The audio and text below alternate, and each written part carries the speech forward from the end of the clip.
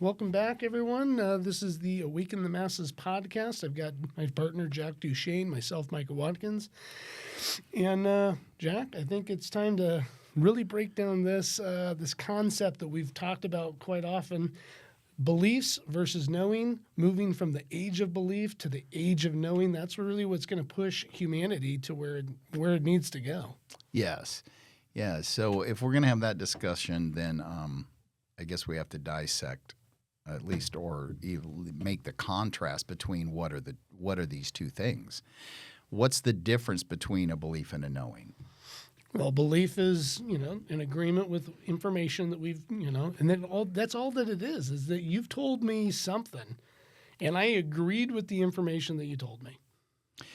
Yes. Now, that's how we create a belief. And for those that wouldn't understand or know that, Santa Claus would be a very quick example of, there's no such thing, obviously. And a child does not know or understand what that would be until they're able to, understand a concept. And then you give them information, fat, jolly, builds toys, delivers them to all the good girls and boys, watches everything you do, keeps tabs of it. If you're good, you get what you want. If you're not, you get coal. So that's just information. And you give it to a child, and the child can agree to it or not agree to it. So if the child says, I don't believe that, because somehow you have a little genius on your hands who understands there's no way you can fly around the entire world in one night and give kids and these elves used to build toys, right? Like little train made of wood and all that. Now they would be building video games and all this other stuff if you were getting what you want, right? Yeah. I want Madden 2025, and now these elves are building Madden for you. Yeah. So you get the information. So most beliefs, or all, are agreements with information, meaning somebody has told you something. So then beliefs. Then we have knowings, and then a knowing would be something you would know. A belief almost means there's a doubt, because I don't know it, it's a belief, and a belief would have a doubt. So belief is really, it doesn't eliminate doubt, it just suppresses doubt. Like it takes it down. So when you look at the world and you figure out that all religions are based in belief, there's no knowing about any of them. There's only belief. You're just like a Santa Claus. You're just and an Easter bunny and a tooth fairy. You're just standing on agreeing to information. And if a child didn't believe in Santa, then they would never have that belief. Most children will believe in it because their parents are God. And what their parent says, they just openly believe. And they have amazing imaginations, and they're just so innocent. So they take on the belief. Now, that's established. Let's just establish that. A belief is an agreement with information. That's it. Doesn't mean it's true. Doesn't mean anything. Like when I left the religion, I understood that when I was 18, what really happened was I kept getting pulled into a church over and over again through necessity. I didn't necessarily believe any of it, and I wasn't raised that way. But over time, being in the environment, I created the belief that religion was right and all that. Now, getting out of it was the realization of, you do understand that all you've done is sat there and listened to this same guy week after week, and he decided to believe something. And now he's just attempting to get everyone else to believe. All you're doing is believing what he believes. What about if he's incorrect? Yeah. Like, you really want to bank your whole eternity and future and everything on a fact that this guy has no proof whatsoever of any type of anything he's saying. There's no evidence. As a matter of fact, he's actually telling you that thousands of years ago, humans were way more accessible to God because God would speak to them and do things, show up at his burning bushes and send him prophet messages. And, there's three, I forgot their names now, but, the king tosses them into a furnace of fire, but they're dancing in there and all that. All that stuff went on, yet not only in the stories, never in anyone's life, like all the way back 100 years ago or whatever. Now God doesn't talk to you people. Now God doesn't interact. He doesn't do anything. He doesn't speak. It's not there. So those are beliefs, agreements with information. The challenge that we're going to have with the knowing is we're going to have to create two spaces for the knowing, two domains. You have the knowing based on belief. That one's not powerful. Not at all. So what would that one be? It'd be like mineral pigs. Right. So I go into a relationship, the guy cheats on me. I go into another one, he cheats as well. And then I'm sitting there and I either come to the conclusion based off my own beliefs that I have, but I create what would be a knowing. That's what I mean. Somebody could argue with me, no, men are pigs. I know that. It's a knowing. It's not a belief. It's a knowing. Yeah. Because they've created the knowing based in their own beliefs, because there's another person who would get cheated on the exact same way. First two relationships, both guys cheated, and they would come to a different conclusion based on their already believing. They're already thinking how this was already programmed. So they may say, well, it just means that I need to pick better. You know, I need to make some different choices with the guys I'm picking. I keep picking these guys, and these guys are not trustworthy. They're out cheating on me, but they never come to a knowing that men are pigs. And then we have what we'll call a more solid knowing, something that would make a difference in our life, something that would matter in our life. So the knowing, like appears oxygen or water. You know, we need water, we need oxygen, we need calories, we need to eliminate waste, we need rest. If any of these things gets taken out, you die. You don't exist. Yeah. You're no longer here. And see what Well, see, so let's just hit it with those are the knowings, like 5 of the knowings. And then everything else, knowing-wise, if the knowing isn't created off belief. So we'll give an example. Last time we were with a group of people, remember the challenge we gave them was to go find a belief. So to find a belief that if we don't have that particular belief, then we cease to exist and aren't able to create here, because we are creators here. Look around you right now. I don't care what part of the world you're in. If you look around wherever you are right now, you're going to see a bunch of stuff that was not there at some point and was created because people had thoughts and visions and then brought it into material world. We wanted them to find a belief that if we didn't have it, we couldn't create or exist. And they went out for a lunch with that little mission, and they came back with some I was surprised. Potentials. Yeah, they came back with a list of potentials. I was a little surprised. I had a feeling, I was sort of thinking, no, they're going to come back and be like, well, no, there's like no, where do you find the belief? Like, well, if you don't believe that, you're done. Like you disappear or you just fall over dead because you just don't believe that. Yeah.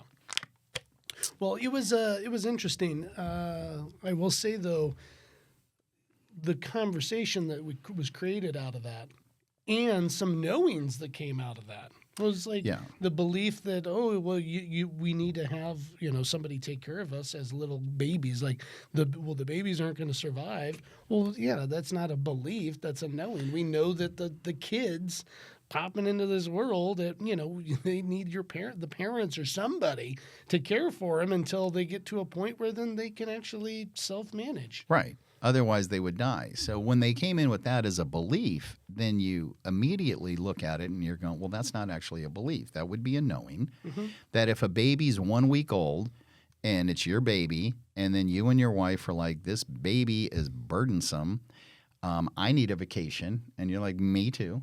And you're like, let's go for 2 weeks to Hawaii. What are we going to do with the baby? I don't know. Put the bottle in the crib and let's go. 2 weeks later, when you come back, no baby. Baby gone. So then that became, no, that's not a belief, that's a knowing. And there's nothing there. There was the consciousness one. Mm-hmm. So if you don't believe in consciousness, then you will cease to exist and you will not be able to create. However, no little children believe in consciousness at all. They don't have any concept of consciousness, and yet they exist and they create. So that one didn't work out. And I think the other one was love, that you have to have love you have to be able to receive love and give love, or you don't exist and you don't create. And then you get serial killers and Jeffrey Dahmers and all that, where you look at their history and they weren't loved. That's why they became monsters, because they were brought up in a horrific existence of pain and suffering with no love there to, and then they turned around, and it's not loving to eat people and kill them and slowly murder them and all of that. So no, it's like I don't know how much love Hitler had. I don't know if he had it. I don't know. I mean, I can't, it's hard to wrap your head around. He had super loving parents that were, Yeah. and he had a great upbringing, and they really loved, like, Hitler, you're awesome, dude. You're great. It's hard to say, did that really happen? And then he turned into that? And did he have love? Did he need it? So then it starts to break down. And then you realize, it took me like 2 days after this to realize, you do understand that anything they possibly bring back, that if it wasn't there, you would cease to exist and not be able to create, would be a knowing. Yeah. Like, automatically. So they're never going to find it. There's never going to be a belief that falls under that. So humans are in the age of belief now. We were raised in it. However, why are we claiming that we're moving into the age of knowing, which is going to be an evolution for all of the creators on the planet? And the real reason that we know it's moving from there to there is because people are waking up to the fact, wait a second, I'm just believing what I've been taught since I was a little kid in school, and I've just taken it at face value, and that's created my inner world and my identity. Every belief you have takes up space. Every belief you have creates another piece of your puzzle identity, and people are starting to figure out, wait a minute, we're getting lied to about everything. Everything's a lie. COVID was a lie. The vaccines were lies. Masking everyone up was a lie. The food is a lie.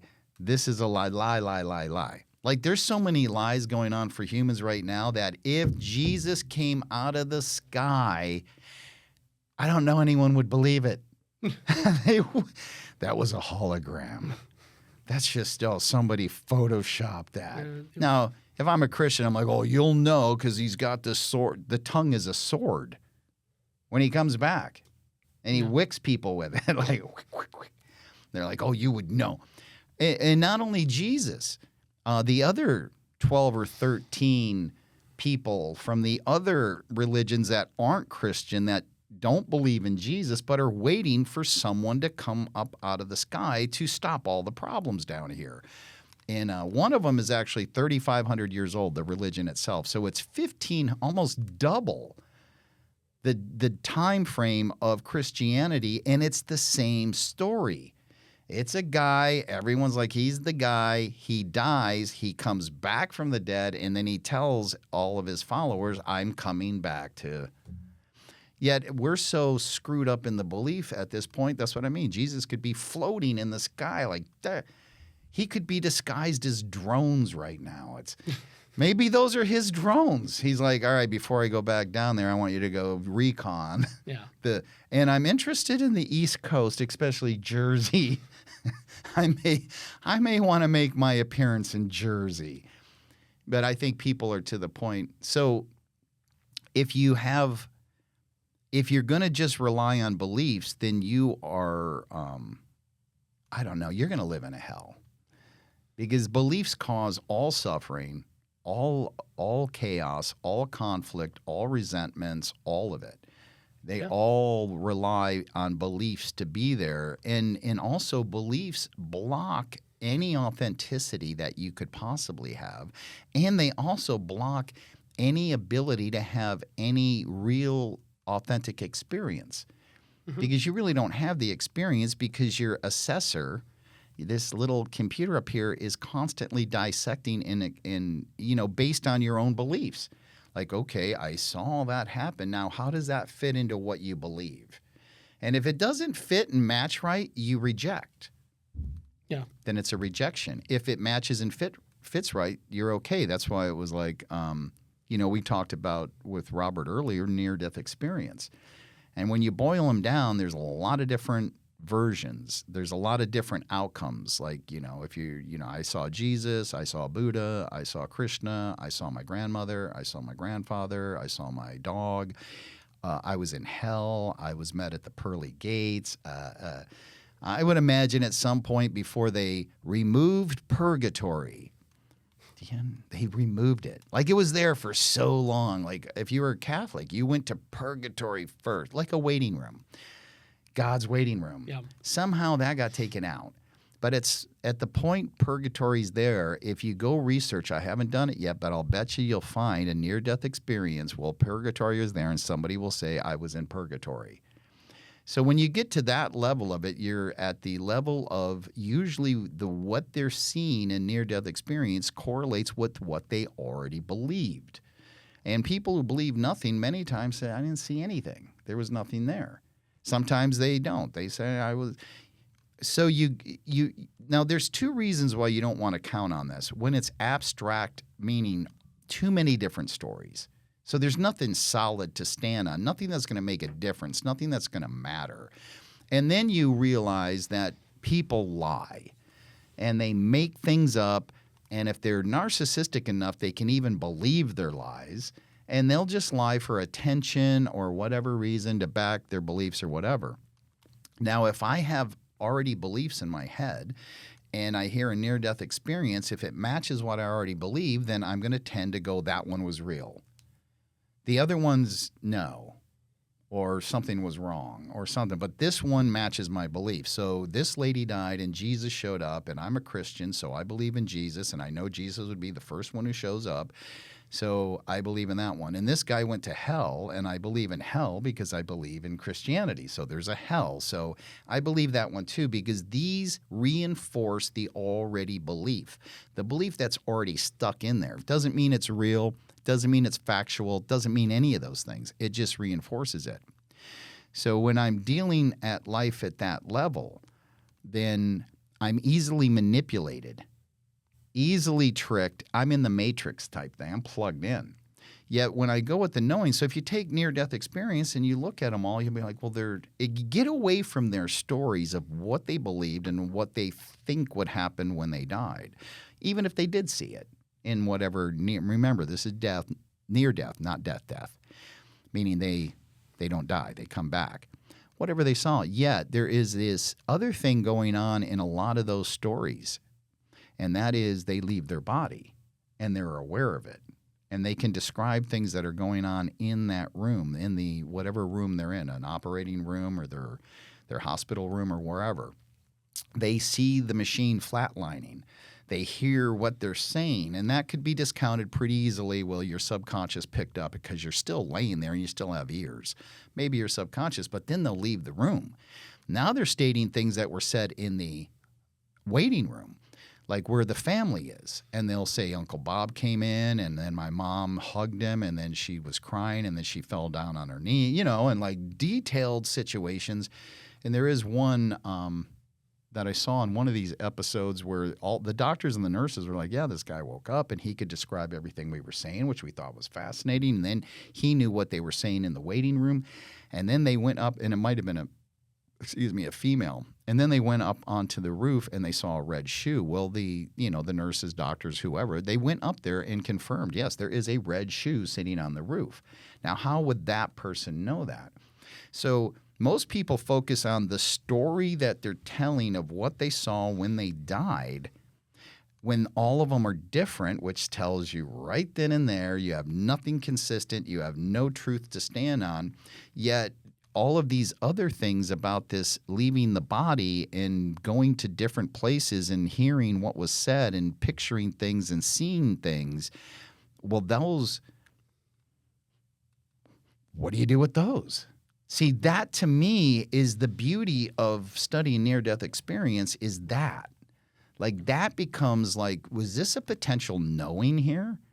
That we're actually consciousness, we're awareness? Like, we're not actually this body and we're not this limited identity inside this little computer, that we're something else?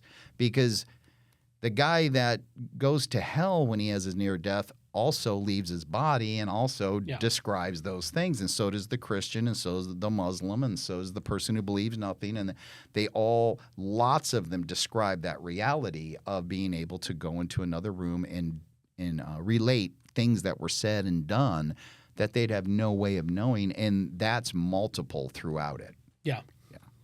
No, I mean, it's fascinating when you break it down and when you read between the lines there of, you know, what's really happening. I've got a great friend. That is the exact same thing that happened. They ended up dying, and they described the whole thing. Yeah, I floated up out of my body. I saw me laying there. I traveled through the wall and into the other room and saw family there and the wife and this and that, and then floated out through the front door. And then he was in a black room with one light, and then kind of heard, I think it was his grandpa that showed up. But again, we go back to like, dude, who cares about exactly all the details of what happened there? But the fact that he was like, oh no, and then all of a sudden I felt myself come right back into my body. A lot of them feel that too. Yeah, that's the same thing that's consistent. Yes. You get like sucked back in. So all of a sudden you start to look at the consistencies on that. Don't focus so much on the actual information of, oh, this happened and this happened and that happened and all that. Oh, yeah, yeah. Well, that's what I meant. I didn't figure this out till, a couple of days ago. I've been seeing a lot of near-death, things on the internet. When I left the religion at 31 years old, that was my first thing, was like, okay, I don't know where you are now, and I don't know where I'm going. I had it all planned out. According to the church I went to, the poorer and the more suffering I do here, the bigger the mansion and the bigger the fun up there. And I was doing a good job of it. So moving to knowings, like we've got our handful of knowings that we eating, drinking, rest, losing weight, getting rid of waste, all those are knowings. And then we can create the knowings. They're not going to be a whole lot. Not a lot. I mean, we're going to create some through just the experience. Well, yeah, I guess, at some point somebody can ask me, oh, you play guitar? And I can say, yes, I know how to play guitar. I have a knowing. I don't believe it. Like, you believe you can play, and then you pick it up, and you're like, this guy believed bullshit. You're like, it's like, no, I have a knowing of how a guitar operates. I know how to play one. I know how to write music on one. So I've created a knowing in that world. I've investigated that world, and I have the knowings of that world. Like, if you put these strings on and you tune it to this frequency, and if you tune them each way this way, then when you go to play it, it sounds... Or you can tune them a different way. You can do this open tuning G over here. So now I know that there's an open tuning G. Now, ultimately, somebody very enlightened could be like, just take all the words out. You're open G, tuning. All these are words. They're just to describe something. And I think that's the challenge with the beliefs that I think is the biggest one, is that we don't actually experience life. It gets filtered through our beliefs, and then it gets processed, and then it gets assessed. And then we don't have the experience of things. We have this conceptual brain shit about things. Yeah. And so that gets difficult. That's what I mean. When you first meet somebody and you're attracted, and then you meet them and they're attracted, and there's some sparkies flying and all that, and you're like, oh, okay. So this gets sort of pure before the brain comes in and screws it up. Like, well, I wonder if they really like me. Hey, did you can you ask her if she likes me? And you get that brain in the way. So then you have the magical feelings with this person, and then you say, I love you, and they say it back, and that's big. That's like endorphins, serotonin. You're like, and maybe the first time you kiss them without thinking about anything, and the first kiss happens, and you just get lost in the first kiss. You're just like lost in there and all that. These happen to the human being, and they're almost like they're just slivers. they just show up so small because then the brain takes over with its beliefs.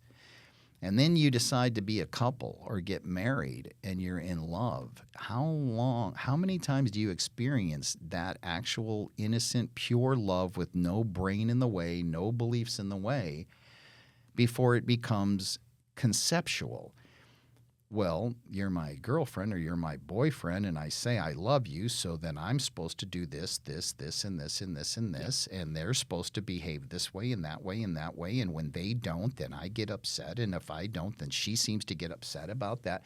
So then where's the love at that point? Yeah, you're just living in the concept. You've traded the actual experience of being in love with the conceptual idea of being in love and what that means and how you're supposed to be and how they're supposed to be and all that. So you lose the moments to just live, to just be alive, to like listen to somebody without you're already listening. Like that was the problem. Beliefs don't allow the empty space to be there to show up. And when I mean space, I don't mean space outside. I'm talking about the space in here.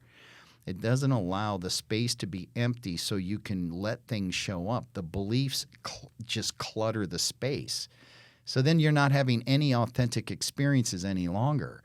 Like I know people that work very hard and I love doing a concert and being on stage and all of those things. But I have found that when my head gets in, the beliefs get in the way, they start causing stress and pressure. You start worrying about things. And is this going to work? And is that going to work okay? And I'm the monitor guy. And is that going to do it? And you just ruin the whole thing.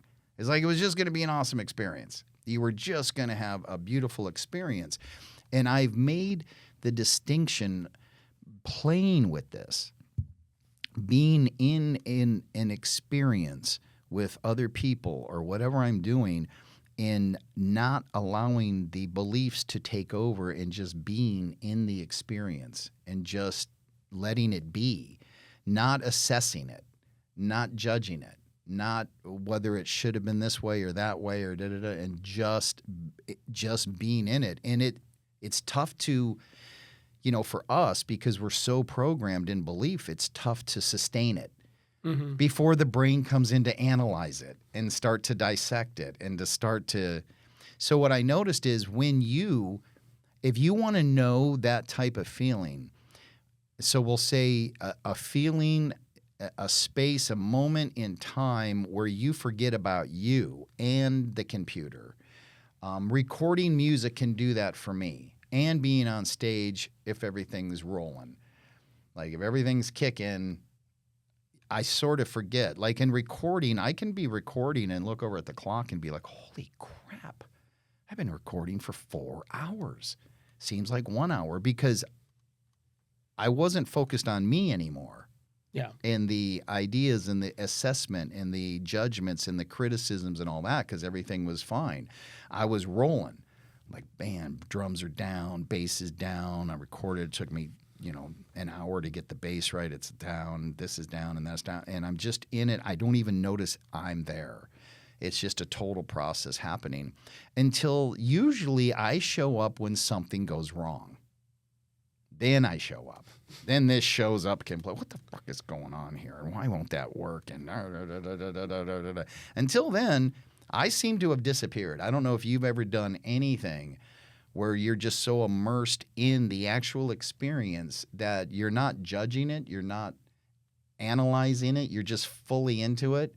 And then you'll show up like if you were in fully doing something, building, creating something, and then you get interrupted. Mm-hmm. And then you show up. Your brain, don't bother me right now. I'm working on. So then you show up, and it fucks up the whole thing. So have you ever had that experience? You're just. Oh yeah, there.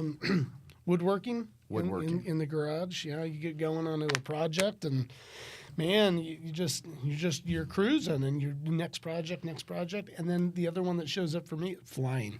Oh, there you go. I mean, you're really got to focus on what you're doing when you're up there. So you're not focused on you and your beliefs and your thoughts and your dialogue and your chatterbox. You're just sort of like, I'm in. Yeah, you're in, and I mean, there's a laundry list of things that you just got to constantly be doing. Which, if you do it enough, you start to not need to think about that. Yep. Just like guitar and recording music. I don't have to think about it. Yep. I hit the button. I know what to do. I show up when something isn't working. Like, would you keep playing that wrong? Yep. Stop. And then I seem to pop in for that moment, and then I can go away again. Yeah. The biggest one for me, though, is woodworking. When I'm building stuff. Well, yeah, because you're creating. So even work, if you're, that's what I would picture to the best of our ability when we get together on the Monday to pre-create 2025. Yeah. Is can we get into a space for that time and everything disappears and we just focus on what we're going to create and not allow this to come in a lot with its weirdness and all of that, and just allow the experience of what would that be like. I'm going to go in with 2 other people and I'm going to create the reality of what we're going to actually call forth and manifest in 2025 without me. Yeah. Like, just experience what that feels like and enjoy the whole experience and just be in the experience of doing that without judging it. But we got to handle this, or we got to talk about this, or we got to do this. And I don't know, but we're spending too much time on this. We have to, can all that go the fuck away? So that we can just have the experience of what is it like when 3 creators come together on purpose to call forth and draw forth what they're going to do over the next a time span, and just allow that to let whatever shows up without getting in the way. Yeah, it's going to be pretty miraculous. Yeah, to see what we create. Well, yeah, because, and that's why I was saying, I'm, the mind says, well, no. If you're going to get together, you don't want to waste your time, so you should be having bullet points of exactly what you guys need to do, and you have thoughts like, well, I think this is more important than that we're working on. We need to sort of put more energy over here and not as much. Come in clean. Yeah. Don't even, as far as I'm concerned, the last 5 years, they're gone. Yeah, what's done is done. Done. Over. Why dwell on the past? Don't care. Not interested. I'm interested in now. This is it. What are we going to call forth? And also, we were very aware on the time frames of what we've been going through, and that, yes, some things, we had to watch some things. Yeah. Like, how's that going to pan out? There wasn't a lot we could do about it. Sort of like sit back. How's that going to pan out? How's that going to pan out? And that's only based on what just happened for the first time in my lifetime. And for most people, this is why the age of belief moving to the age of knowing is getting very easy to do.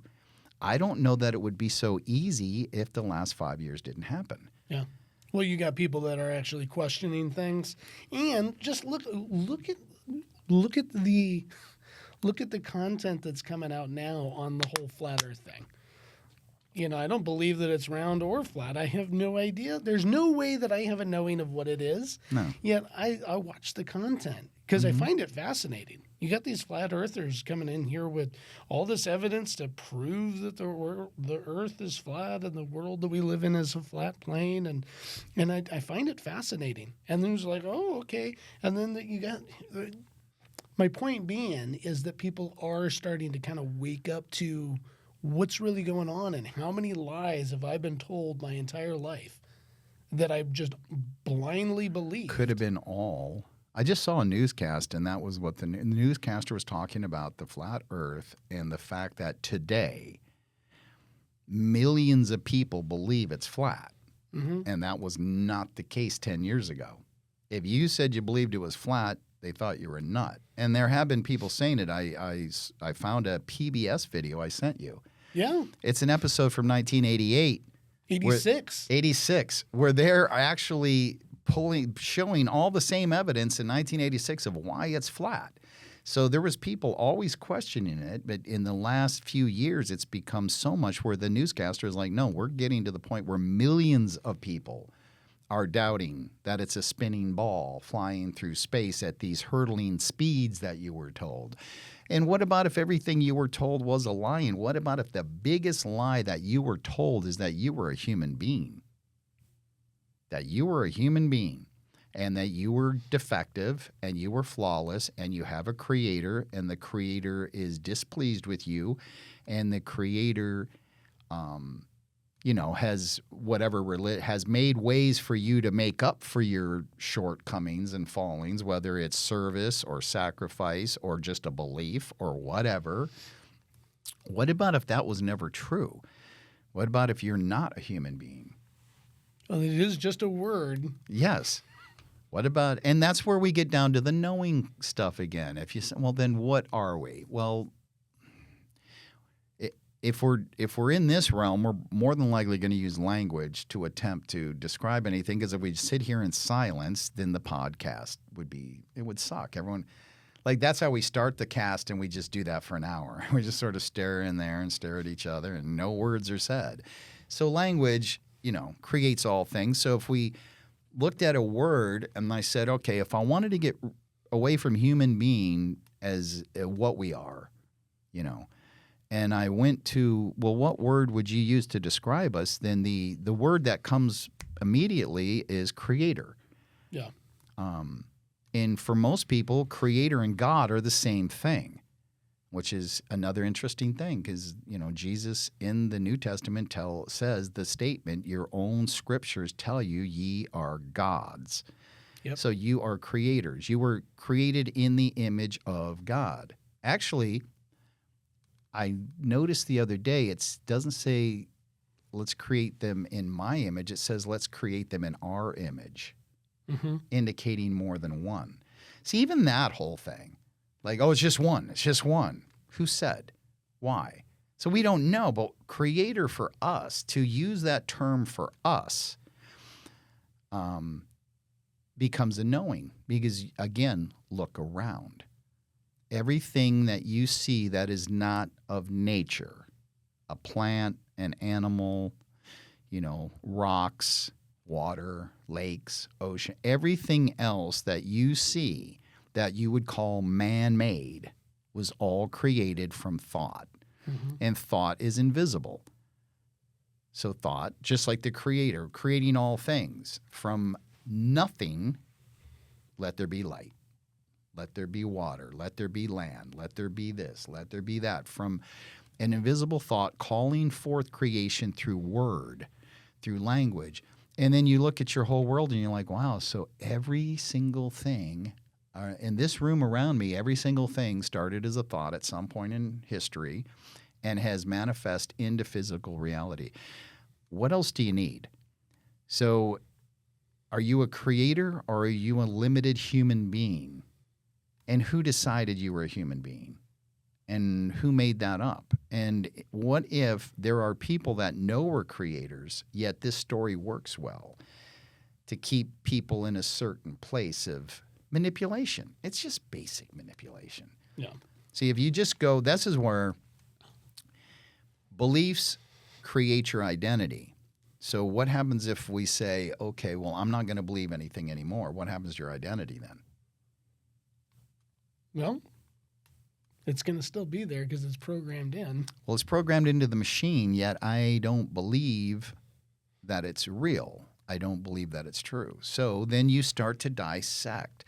The beauty about getting rid of beliefs is it opens up space in your computer up here so that you can now look at things and you don't need an answer and you don't give a shit about the beliefs of it all. Yeah. You're just looking at it. Like, all right, I don't believe anything. Well, who are you? A creator. All right, is that what you want us to call you as you walk around? Creator? You're more than welcome to use the Jack Duchesne illusion that we're all playing in, and I'm fine with that. The only thing that became important to me was, all right, if you are going to be the Jack Duchesne illusion while you're here, which is a good idea because, this is how it works here. This is how we create relationships and build things together and create realities. So I'm fine with that. But if you're going to use the Jack Duchesne identity, then all I got to the place was, yeah, that's fine, but I sort of fucking hate this guy. I don't like this dude. This guy, I cannot trust this guy. He fucks me over constantly. I mean, I attempt to do the right thing, and then it somehow just morphs me back into this same reality. So then it just got to the point where, okay, so now if you know your identity's not real, where did it come from? Well, it came from our parents, whoever brought us into this world and raised us, and most of it came from there. But I mean, the first 5 years, you're really around them, and then the environment, and then what you're taught in school. Now, luckily, what you're taught in school is pure knowledge. Well, then that's debatable, because then you start to go back and look at, well, when was the school system developed, and then you come to find out, it's Rockefeller. And what I found fascinating was that not only did he implement the school system to create worker slaves for our system right now, but the other thing was he also developed the education system for the doctors and pharmaceutical industry, and utilized his oil product and byproducts to create the pharmaceuticals. And just so you start to dive into all this stuff, when you just stop the belief of everything that you were told, you just accept it, when you're just like, no, hold on a second. I'm just going to start questioning things, and I'm not going to believe on anything that I hear or read or say, any of that. I'm just going to be like, all right, here, let me take in the information. And then you can analyze it, and you can look at it and go, I don't know, is there a knowing there? Yes. What no? And then here you go back to the near-death experiences. Okay, well, what's consistent? Mm-hmm. Well, these components of each story seem consistent. They all leave their body, and somehow they've got consciousness. Okay, well, there's something there, right? Yes. What is it? Who knows? Who knows? However, that may be important. There was a woman I just saw her a couple days ago on some clip, and her first statement is, I went to whatever medical school, and it was a high prestigious medical school, and she follows it up with, I learned nothing. Nothing. They didn't teach me anything about nutrition. They didn't teach me that when you are digesting processed foods, you are taking actual time off your life when you're digesting these foods. And almost everything that they're coming into my office, every problem they're coming in with has to do with what they're putting in their body, the amount of stress in their environment, and these things. And all they taught me to do was give them pills. So they taught me nothing. Like, this is one of the top medical schools in the country, and this woman is now figuring it out after having so much time in her career that they taught her zero. That's what I meant about knowledge. Knowledge drawn forth from yourself through your own inquiries and ability to critically think and ask questions is extremely valuable. Knowledge, what you're being told by other people, usually bullshit. They're parroting what they've already heard. Yeah. That's why it's, an amazing thing that I see so many people in influencer positions who understand that the pharmaceutical company is poisoning the people, and they're not trying to cure anything.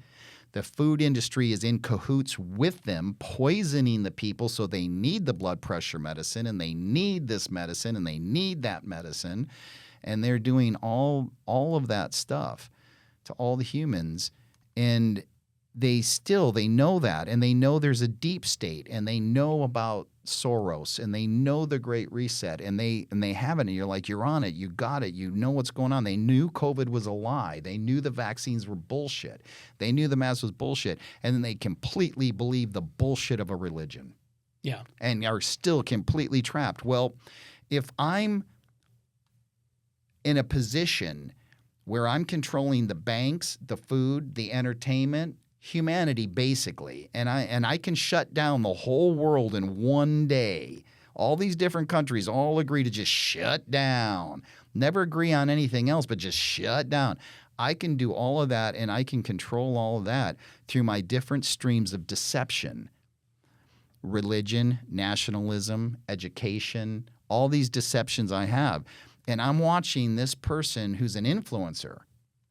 They got 4 or 5 million people listening to them. And they understand all these other deceptions I have, but then they're sitting there arguing for their religious beliefs. Yeah. I'm like, cool, I still got you. I just got you this way.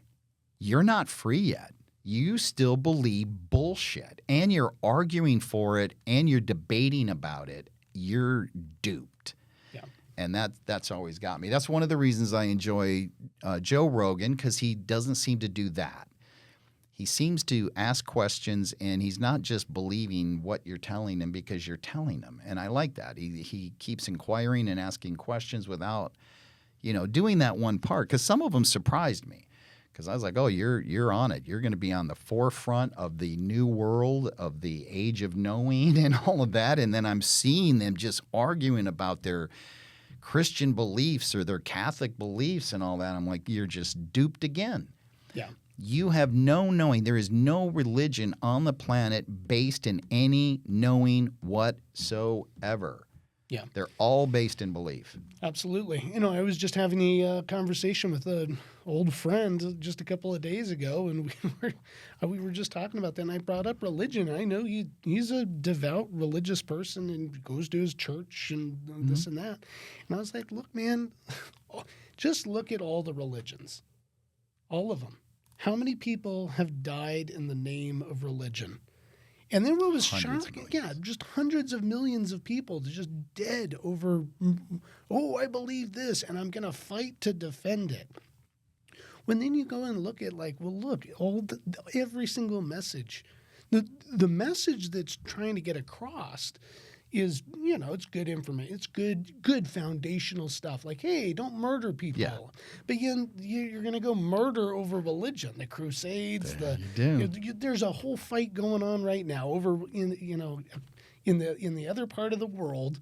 Right now, there's a whole bunch of warring going on over religious bullshit, and there's all this loss of life over religion bullshit. That's because the God that they're believing in orchestrated war and killing.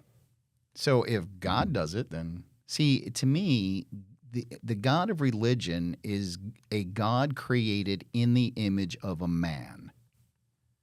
Perfect way of saying it. Petty, jealous, needs retribution, needs constant praise, obedience, all that. And if I ain't getting it, you're going to pay for it.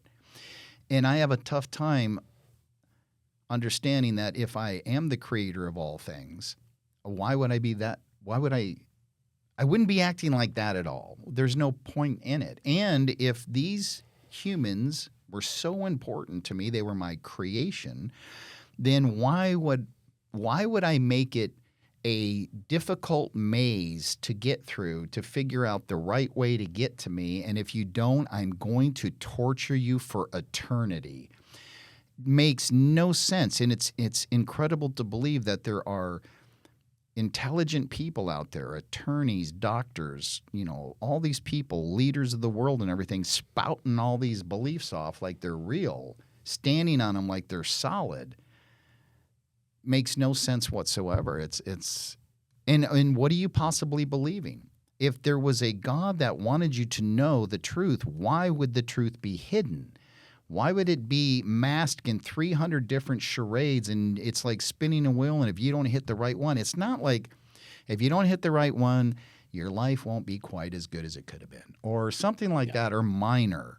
You won't get the bonus. But damnation for eternity, complete annihilation if you don't. Yeah. If you don't find it, sorry. All right, I know you lived. Shut up. I know you lived a good life. I know. I watched the whole thing. Shut up. I created you. I knew what was going to happen. I knew it. I knew you were going to hell. All right, that's a tricky one for the religions. So does God know everything? Yes. Before ever, yes. So God knew you. It says in the Bible, He knew you before you were in the womb. All right, so does He know your outcome? Yes.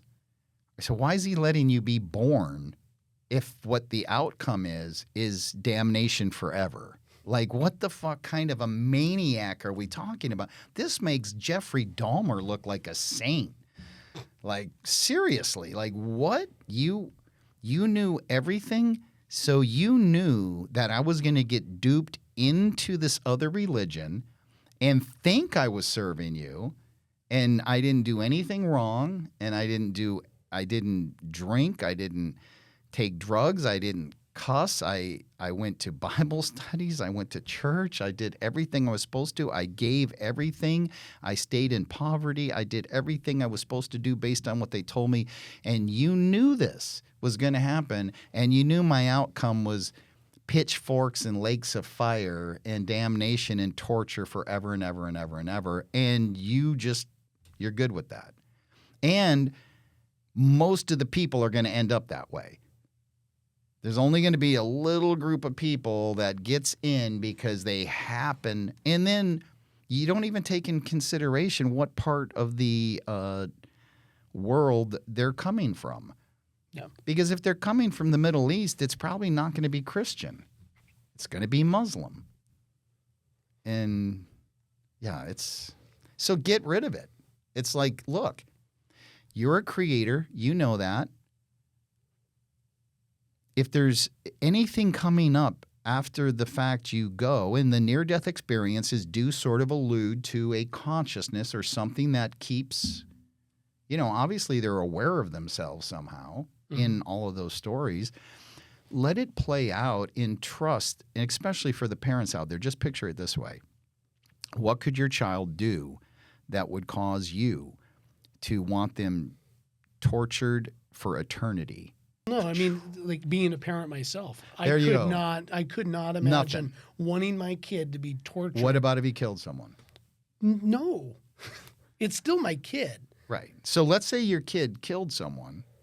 Like, I wouldn't want him tortured for eternity. And if he went to prison, would you visit him?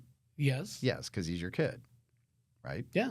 Okay, so there's nothing your kid could do where you would want. Now, you might be like, well, my kid's going to serve out this life sentence even. He might have to do that. Right. But there's nothing you would want to do. Yet, when I hear these things from people, and it's always the same answer, it begs the question that you would be more compassionate than God then. Like, you have more compassion than God. You have more love than God does. And that none of it makes any sense. And whether there's a God or no God or multiple gods or another dimension or whatever, none of those things are going to be known, and they're not known to anybody here. I don't care who they are. Yeah. Like, talk about closed-minded. I've talked to people, and they're like, well, I believe in this religion, and nobody's talking me out of it. Very, very closed. And before I used to think, well, you know what? I guess, everybody can believe what they want. You just let people believe. And that's how I'd approach it. Hey, look, if you're happy and it's doing good for you, that's good. Now I understand. No, it's not. They're lies. And when creators believe in lies, it takes all their power away. And the trouble is, it isn't just them. They're attempting to pull other people into the lie.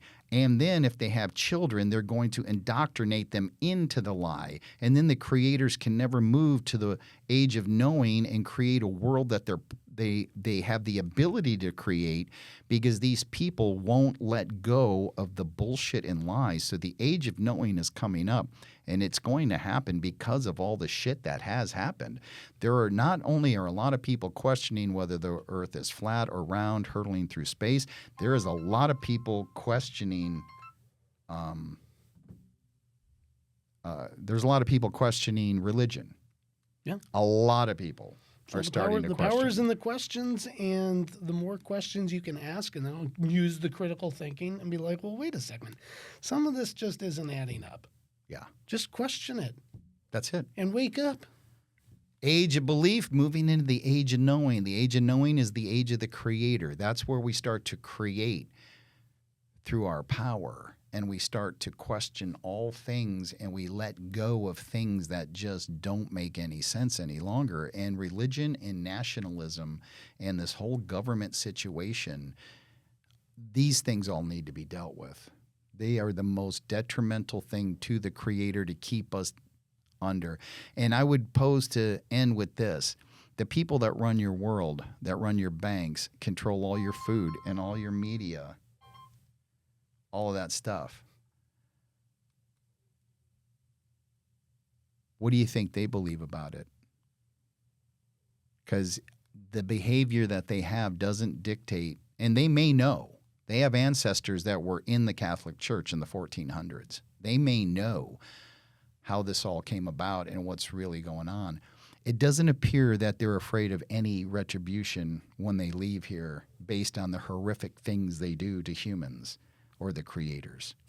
Yeah, absolutely. Well, I think we'll wrap it up. Stay awake out there. Keep questioning things. I think that's about all we can say from there. That's it. All right. See you guys later. Peace out.